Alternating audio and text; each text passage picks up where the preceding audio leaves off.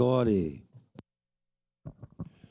Senhor presidente, caros colegas vereadores, o tema é sério, o projeto é importantíssimo, a discussão é necessária, é o que está se fazendo aqui.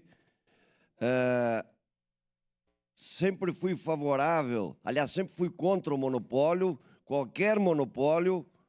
Nós temos que oferecer à população e às empresas, enfim, o contexto que haja a disputa. Quem ganha é o consumidor. Sempre quando há concorrência, há uma disputa, há uma briga de interesses e, consequentemente, os preços são ofertados de uma forma melhor.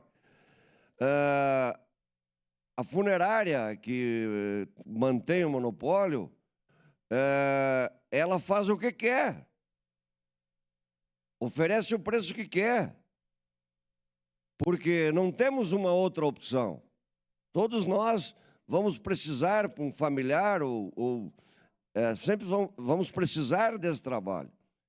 E como ela é sozinha, ela vai impor, vai decidir pelo preço. E nós não temos outra opção. Então, o que está sendo votado, e o voto favorável, é a possibilidade, disse muito bem o vereador Fantinel, é uma possibilidade. Agora, se isso não acontecer, nós não teremos culpa sobre isso.